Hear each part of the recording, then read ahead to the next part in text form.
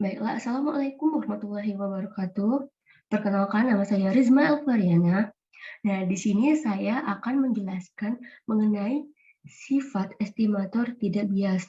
Sebelum itu, ada baiknya kita untuk kilas balik ke materi-materi sebelumnya. Nah, pada materi sebelumnya kita sudah mempelajari estimator, eh, estimator titik, dan metode dari estimator titik yaitu metode momen dan metode maksimum likelihood. Nah, seperti yang kita ketahui, estimasi merupakan pendugaan, penaksiran, atau usaha menemukan setepat-tepatnya nilai dari parameter suatu populasi. Karena ukuran dari parameter populasi yang ukurannya tidak berhingga, sehingga terlalu besar untuk diteliti seluruhnya. Oleh karena itu, untuk menentukan nilai parameter, akan digunakan nilai-nilai dari populasi tersebut. Nah, secara umum, parameter populasi akan diberi dengan simbol theta. Nah, nilai theta ini bisa merupakan nilai rata-rata, simpangan baku, dan lain-lain. Jika theta yang tidak diketahui nilainya, maka dinamakan dengan estimator. Biasanya diberi tanda topi di atasnya atau disebut dengan theta topi seperti ini.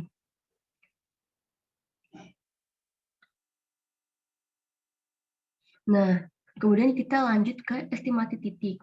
Estimasi titik adalah suatu nilai yang diperoleh dari sampel dan digunakan sebagai estimator dari parameter yang nilainya tidak diketahui.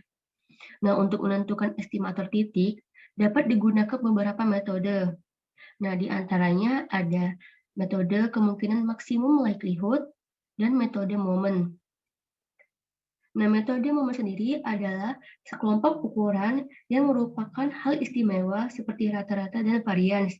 Dari metode ini pula, beberapa ukuran lain dapat kita turunkan. Kemudian, metode maksimum likelihood. Nah, metode maksimum likelihood ini dianggap sebagai salah satu metode estimasi yang memberikan hasil yang baik dengan memaksimumkan fungsi likelihood. Nah, langsung saja kita ke materi intinya. Nah, sifat-sifat estimator sendiri ada 4. Yang pertama yaitu tidak bias, yang kedua efisien, yang ketiga cukup, dan keempat konsisten atau convergent. Nah, tidak bias sendiri berarti bahwa ekspektasi dari estimator itu sama dengan parameternya. Nah, kemudian yang kedua yaitu efisien. Estimator dapat kita katakan efisien jika variannya lebih kecil. Kemudian yang ketiga yaitu sifat cukup. Fungsi likelihood dapat diperoleh menjadi hasil kali fungsi yang memuat parameter dan tidak memuat parameter. Yang keempat yaitu fungsi sifat konsisten atau konvergen, di mana estimator dikatakan memiliki sifat konsisten atau konvergen ketika ukuran sampelnya meningkat ke nilai sebenarnya dari parameter yang diestimasi. Jadi dapat kita katakan bahwa ketika ukuran sampel bertambah, distribusi sampling dari estimator menjadi semakin terkonsentrasi pada nilai parameter yang sebenarnya. Nah, tapi karena di sini kita hanya membahas tidak bias, jadi kita langsung saja membahas sifat tidak bias lebih dalam lagi. Nah, di sini sudah ada persoalan untuk menentukan sifat bias itu sendiri. Di sini kita akan menggunakan dua metode dari estimator titik, yaitu metode momen dan metode maksimum likelihood untuk menentukan apakah suatu estimator tersebut dikatakan bias. Nah, yang pertama yaitu menggunakan metode momen. Dan di sini kita sudah memiliki fungsi ya di mana fungsi tersebut adalah 2Y per theta kuadrat dengan intervalnya yaitu 0 kurang dari sama dengan Y kurang dari sama dengan theta. Nah, untuk ini sendiri kita pertama kali harus mencari ekspektasi dari Y. Untuk mencari ekspektasi dari Y, kita harus mengintegralkan fungsi Y dikali dengan Y. Jadi, ekspektasi Y sama dengan integral batas bawah 0 terus atas theta Y dikali Fy per dy. Jadi di sini tadi kan kita sudah disoalkan sudah diketahui bahwa fungsi Y itu kan sama dengan 2Y per theta kuadrat. Jadi ini nanti kita substitusikan ke Fy.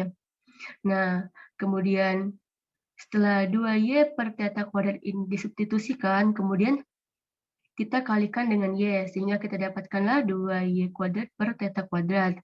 Nah, kemudian kita integralkan ini, sehingga akan didapatkan 2 theta per 3.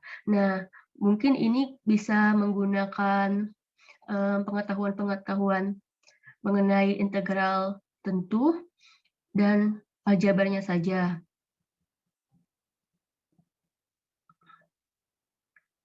Nah, kemudian kita misalkan estimator dari theta itu sama dengan 3 per 2 Y bar. Nah,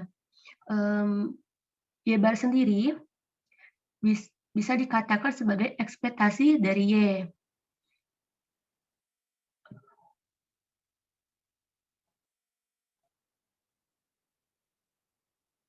Nah, ini ekspektasi dari Y.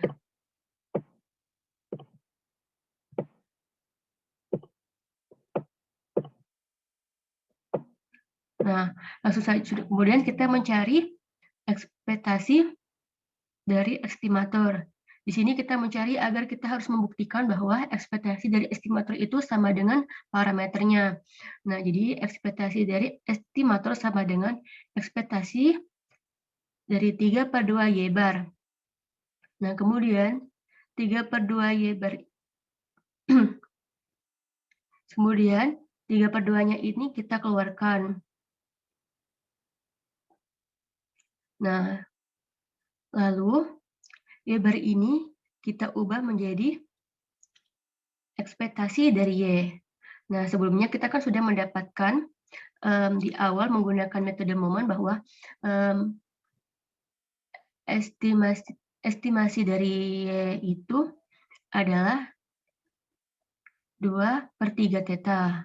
Nah, kemudian kita substitusikan ekspektasi Y sama dengan 2 per 3 theta ini ke sini.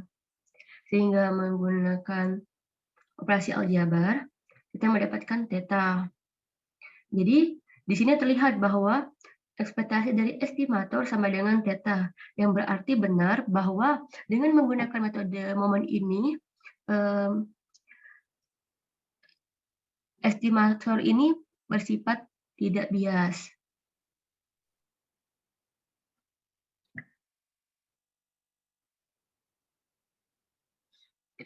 Baiklah, selanjutnya kita menggunakan metode maksimum likelihood. Nah, pada metode maksimum likelihood, kita harus mengubah Fy yang sama dengan Y yang sama dengan 2Y per theta kuadrat ini yang masih dalam bentuk PDF atau probability distribution function ke CDF, yaitu cumulative distribution function. Di mana setelah kita ubah dari PDF ke DS ke CDF, kita dapatkan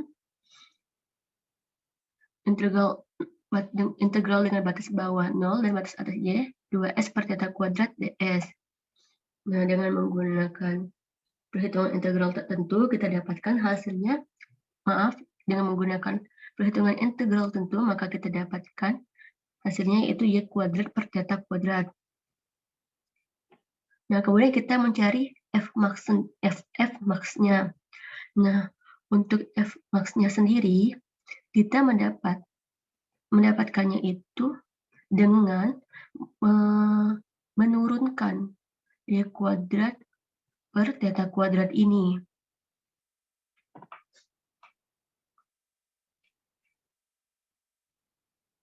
Nah, sebentar.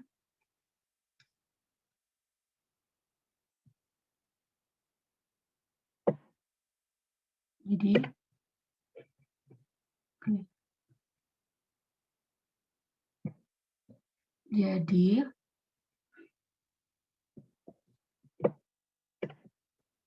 Fmax didapatkan dengan menurunkan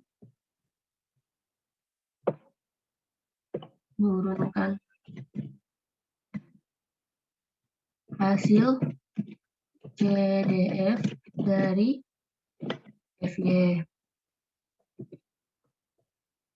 Yang kita cari itu merupakan turunan pertama dari FY ini. Nah, didapatlah turunan pertama dari Y kuadrat per theta kuadrat itu N dikali Y pangkat 2 per theta pangkat 2 pangkat N dikurang 1 dikali 2Y per theta kuadrat. Nah,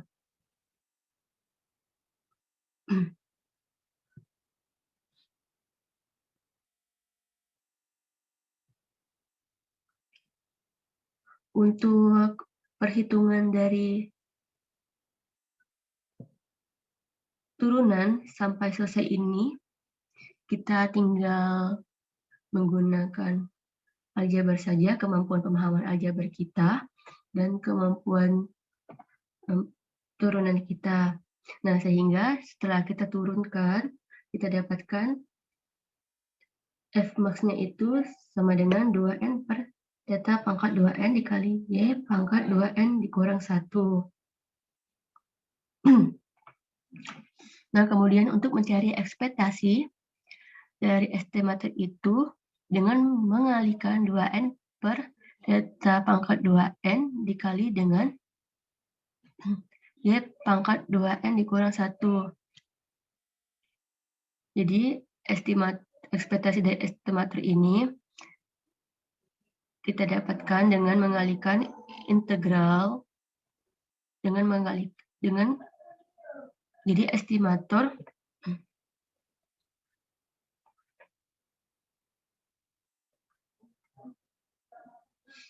nantinya Fmax ini akan kita gunakan untuk mencari ekspektasi dari estimator. Nah, untuk mencari ekspektasi dari estimator sendiri, kita integralkan dengan baris bawah 0, baris atasnya theta, Y dikali 2N per theta kuadrat N dikali Y pangkat 2N dikurang 1.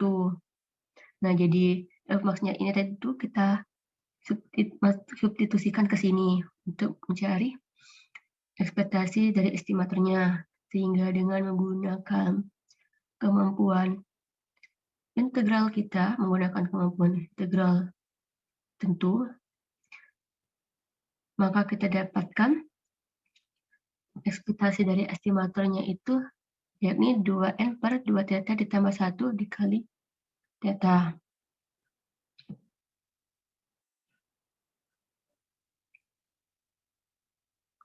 Kemudian,